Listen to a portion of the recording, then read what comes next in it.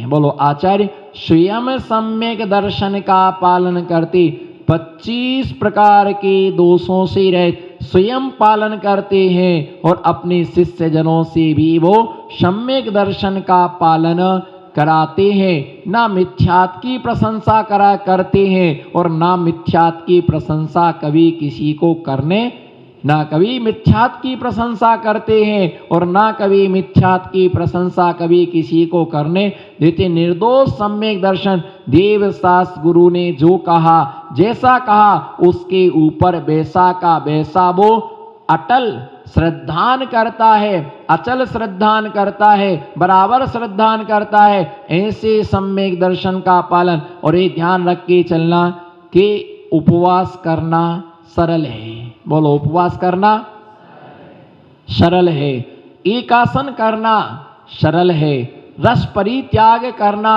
सरल है, जिनेन्द्र देव की पूजा करना सरल है, नमोकार महामंत्र की माला फेरना सरल है, लेकिन श्रद्धान करना बहुत बहुत कठिन है।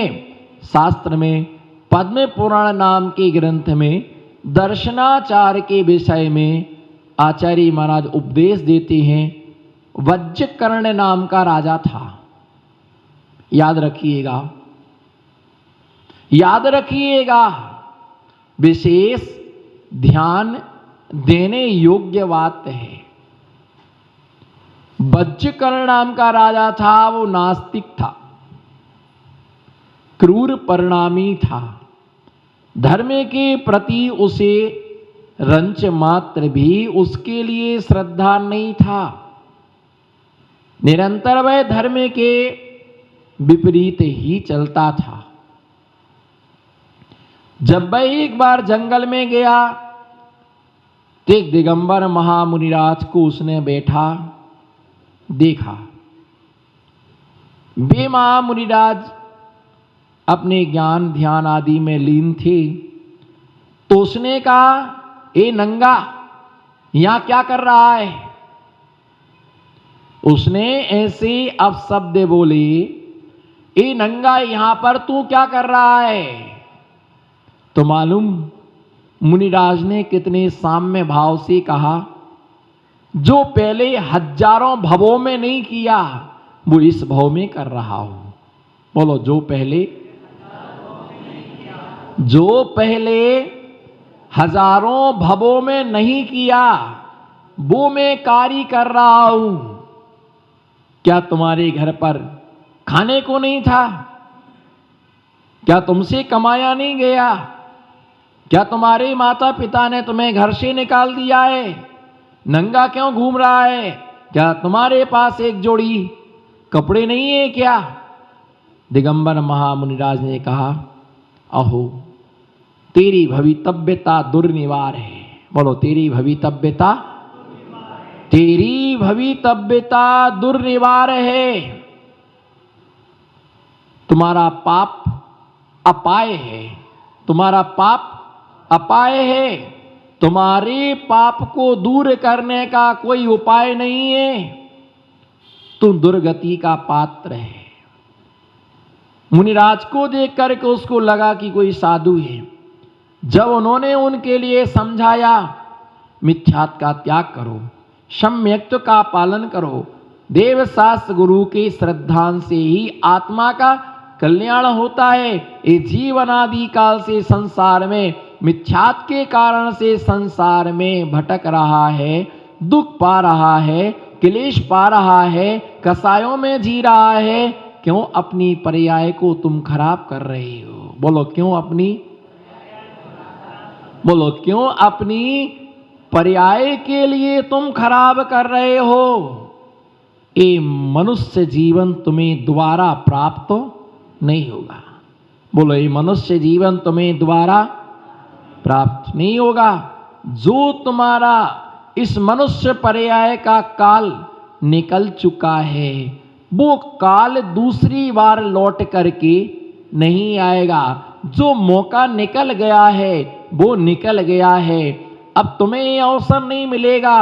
आदमी लाख प्रयत्न करे, आदमी, अब आप सोचो कि मेरा बचपना आ जाए, तो 3 काल में नहीं आ सकता है। तुम बच्चों के कपड़े पहनने से कोई बच्चा थोड़ी हो जाएगा, है? कोई बच्चे के कपड़े पहनने से कोई बच्चा नहीं हो जाता है, और कोई कुर्ता पजामा पहनने से पंडित नहीं हो जाता। कोई व्यक्ति धोती दुपट्टा पहन लेने से राजा श्रेयांश नहीं हो जाता है। मान लीजिए कोई पुलिस की ड्रेस पहना है तो क्या पुलिस वाला हो जाएगा? हाँ ना, कुछ तो बोलो।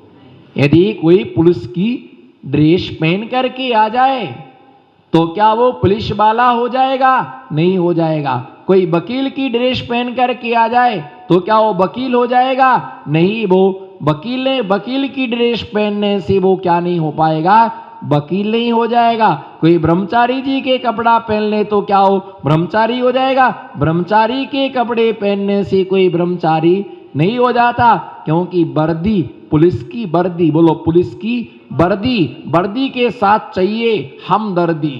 क्या? वर्दी और वर्दी के साथ चाहिए। पुलिस कभी झंडा लेके नहीं चलता, बोलो पुलिस कभी क्या लेके चलता है वो? हाँ तो बोलो ना, पुलिस कभी झंडा लेके नहीं चलता है। मैंने तो आज तक नहीं सुना कि किसी पुलिस वाले ने झंडारोहण किया हो, है ना? पुलिस के हाथ में झंडा नहीं, क्या होता है? डंडा होता है। वो डंडा लेकर के चलता है, उसके हाथ में क्या होता है? डंडा होता है, झंडा नहीं होता है। और जिसके हाथ में झंडा होता है वो पुलिस वाला नहीं होता है। तो भैया ये पहन लेने से कोई नहीं हो जाता है, कपड़े पहन लेने से कोई बच्चा नहीं हो। कोई बच्चे की ड्रेस पहन ले, पहली बात तो होएगी नहीं, और जबरदस्ती खींच खांच करके पसार भी ले तो बुढ़ा बच्चा नहीं हो जाएगा। जो तो बचपना गया, वो बोलो बचपना, वो बचपना गया मानी गया। अब वो बचपना लौट करके आने वाला, वो बचपना लौट करके आने वाला नहीं है। वो बचपना लौट करके आने वाला, बोलो जो बचपना निकल गया वो लौट करके, हाँ। और जिनकी जवानी निकल गई, बुढ़े हो गए, अब उनकी जवानी आने वाली नहीं है। कुछ भी प्रयत्न कर लो, भली डाई करा के सफेद बाल काले करा लो, भली वीक लगा लीजिए, पूरा टोपा लगा लीजिए, लेकिन तुम जवान जैसे लग सकते हो पर जवान हो नहीं सकते। प्लास्टिक सर्जरी कराने से कोई जवान थोड़ी हो जाता है। हालत हो गई जर्जरी, बोलो हालत हो गई जर्जरी, और कराने चले प्लास्टिक, हालत हो गई जर्जरी और कराने चले प्लास्टिक, है ना। हालत हो गई चिड़चिड़ी और खाने को मिलने लगी खिचड़ी, हालत हो गई चिड़चिड़ी। अब कोई सोचे कि मैं जवान हो जाऊं, तो जवान नहीं हो सकते। तुम कितने स्मार्ट बनने की कोशिश करो पर क्या नहीं हो सकते, क्या नहीं बन सकते हो? जवान नहीं बन सकते हो, है ना। जो बूढ़ा हो गया वो, लेकिन आज का जमाना खराब है आशीष भैया, बुढ़े को बुढ़ा बोलना बहुत बड़ा अपराध है। अभी तो आने वाले समय में कानून आने वाला है, अगर बूढ़े को बूढ़ा कह दिया तो 6 महीने की, बोलो 6 महीने की सजा। मैंने आनंद यात्रा में प्रश्न पूछा तो मैंने एक महिला को बोल दिया, हाँ दादी बताएंगी। अरे भैया, दादी को दादी बोल दिया, मैंने तो बहुत बड़ा कसूर कर लिया। वो तो मुझे ऐसे घूर घूर के देखे, ऐसे नहीं देना उत्तर, हाथ ही नीचे कर लिया, मुंह फुला, ये टेढ़ा करे वो टेढ़ा करे। मैंने कहा भारी अपराध हो गया। मैंने कहा ऐसा नहीं कि पुलिस विभाग में कंप्लेंट कराया कि महाराज ने मुझे बुड्ढी बोल दे, दादी बोल दिया। फिर मालूम अब महाराज के सामने बोले कैसे? क्या किसी की हिम्मत जो छेड़े दिलेल को, बोलो क्या किसी की हिम्मत जो छेड़े दिलेल को। मोहब्बत में तो कुत्ता भी काट जाता है शेर को, तब उसको मौका नहीं मिला तो क्या हुआ? चौके में आर देने आई, और चौके में आर दिया, और आर देने के नमोस्तु महाराज जी जा रहे, बोले महाराज जी मुझे दादी मत बोलना। आप जाते जाते टिका गई मुझे, बोले महाराज जी मुझे दादी मत बोलना, मैं दादी नहीं, अभी तो मैं आंटी हूं। मेरी बहू आ गई तो क्या मतलब, बहू आ गई तो मैं दादी हो गई क्या? अरे पोते पोती हो गए तो क्या दादी हो गई? अभी देखो जवान हूं, चल सकती है आपके साथ बिहार में 25 किलोमीटर, चौका का भी काम कर सकती हूं। अभी दांत पूरे 32 है, काजू भी खाती हूँ, कहो तो लोहे के चना चबा के बता सकती हूँ। मैंने कहा रानी लक्ष्मीबाई है क्या? बोले महाराज दादी मत बोलना, अभी तो मैं आंटी हूँ, बुड्ढे को बुड्ढा नहीं बोल सकती, दादी को दादी नहीं बोल सकते, आंटी बोलो। आंटी बोलने में खुश हो जाती, आंटी बोलो तो ऐसे लगती वाह मैं आंटी हूँ अभी। तो भैया जमाना खराब है, किसी को बुड्ढे को बुड्ढा नहीं, पर जो है बोलो, जो है सो है, जो बूढ़ा है सो बूढ़ा है। अब वो जवान, लाख प्रयत्न कर लो, लाख उपाय कर लो, कोई ऐसी दवाई नहीं है भैया, कोई स्टोर पर मिलती हो, मेडिकल पर ऐसी दवा मिलती हो कि एक खुराक शाम को, एक खुराक सवेरे, है ना, दोनों टाइम यदि एक एक गोली खाएं तो बुढ़ा क्या हो जाए। हाँ, बॉडी प्लस कैप्सूल तो आता है कि दो खाओ तो ऐसे फूल जाते, ऐसे फूल जाते हैं, लेकिन 8 दिन खाओ तो फूल जाती, और 3 दिन नहीं खाए तो 3 दिन नहीं खाए तो क्या हो जाते हैं। कल्याण प्लस, कल्याण छाप कैप्सूल आता है जो बॉडी फुलाने का काम करता है, एकदम टकाटक। हाँ, नमो सिद्धाड़म। बहन जी को आश्चर्य हो रहा है भैया, ये सब दवाइयां मिलती हैं, है ना, कहाँ क्या करना, गोरे होने की दवाइयां आती है, सब दवाइयां आती है। एक गोली खाओ टकाटक हो जाओ, 3 दिन नहीं खाओ तो फिर जैसे के तैसे हो जाओ। ऐसा नहीं है कि उसको खा लिया तो गोरे ही बने रहेंगे भैया, वो तो सब नमो सिद्ध, जो जैसा है वो वैसा ही रहेगा। दादी जवान होना है नहीं, इच्छा तो है, लेकिन हाँ भरने क्या मालूम, कई बोल दे महाराज, कई बोले महाराज।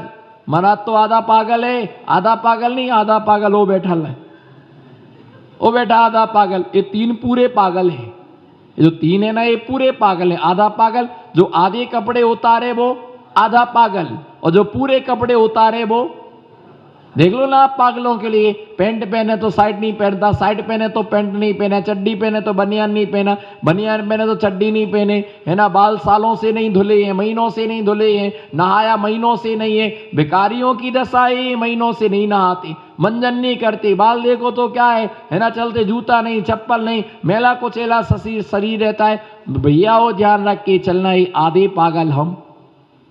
गुस्सा में मत देखना, घूर घूर के मत देखना। बुड्ढे हैं तो बोलो, बुड्ढे हैं तो, और जवान है तो जवान है, पर ज्यादा दांत मत निकालो। और जवान दादा दांत निकाल रहा, चिंता मत करो, ये वर्तमान की झांकी है। बोलो, ये वर्तमान की झांकी हो और तुम भविष्य की झांकी हो। पोस्ट खाली है, पोस्ट क्या है, खाली है। प्रमोशन तो होना ही, जवानी के जाते ही बुढ़ापा गले से लग जाएगा, बुढ़ापा गले से लग जाएगा। वो राजस्व, उसने कहा ये क्या कर रहा तू यहाँ पर नंगा। उन्होंने समझाया कि मिथ्यात का त्याग करो, बाद में नहीं आएगा जीवन। उसने नियम ले लिया कि मैं देवशास्त्र गुरु के अलावा किसी को नमस्कार। मुनिराज ने दर्शनाचार का स्वयं भी पालन करते हैं और दूसरे से क्या कराते हैं, पालन कराते। अब नियम उसको दे दिया कि देव शास्त्र गुरु के अलावा हम किसी को नमस्कार नहीं करेंगे। तो अब क्या हुआ कि वो सिंहोदर नाम के राजा के राज्य में रहता था, उसके वो अधीन था, उसके वो अधीन था। सिंहोदर राजा ने कहा कि तुम आकर के मुझे नमस्कार करो। उसने कहा कि मैं क्षुद्र व्यक्ति को नमस्कार नहीं करूंगा। तो उसने उसके लिए घेर लिया, तो उसने उसके लिए समाचार पहुंचाया कि मेरा धर्म और मेरी पत्नी को छोड़ करके तुम सब कुछ ले लो, मेरा धर्म और मेरी पत्नी को छोड़ दो, मैं तुम्हें नमस्कार नहीं कर सकता। लेकिन उसने कहा कि तुम्हें नमस्कार करना पड़ेगा, नमस्कार नहीं करोगे तो तुम्हें हम छोड़ेंगे नहीं। तो मालूम उसने कहा ठीक है। अब राजा के पास में जब बुलाया उसके लिए नमस्कार करने के लिए, तो उसने उससे पहले अपना दिमाग लगा लिया। जिसे अपना नियम पालना है, बोलो जिसे अपना नियम पालना है, वो एन केन प्रकारेण अपनी व्यवस्था जमा लेता है। और जिसे नहीं पालना, नाच न आवे आंगन जिसको नाचना ही नहीं है। जैसे अब वो एक बात वो कहते, सोए हुए को क्या बोलते भैया, बोलना, सोए हुए को, हाँ बोलो, सोए हुए को जगा सकते हैं, लेकिन जो बहाना बना करके चिमा करके पड़ा है उसे नहीं जगा सकते हैं। अगर कोई वास्तविकता में सो रहा है, अकल की कुंद को समझा सकते, लेकिन अकल के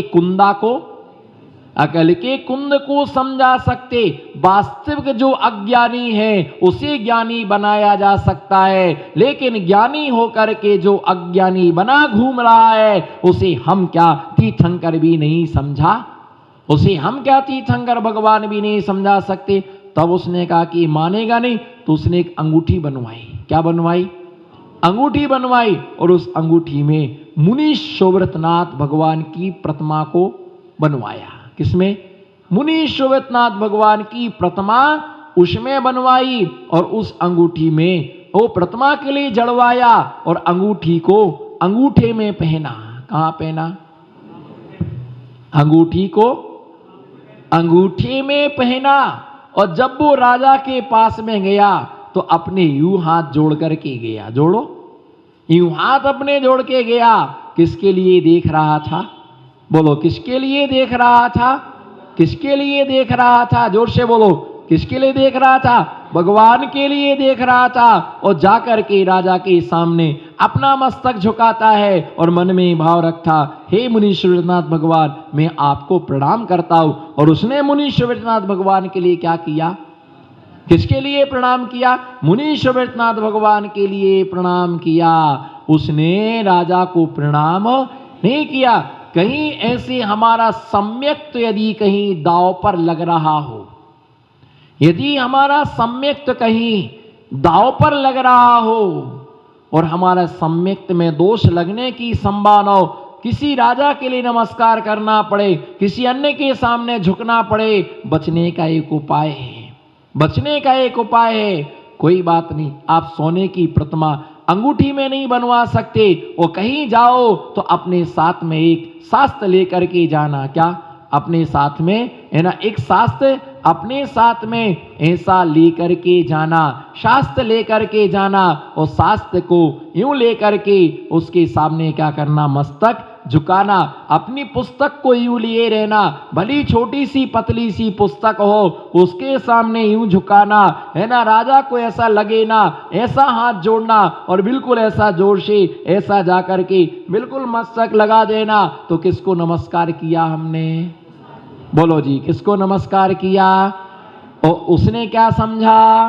किसने हमको नमस्कार किया? हमने किसको नमस्कार किया?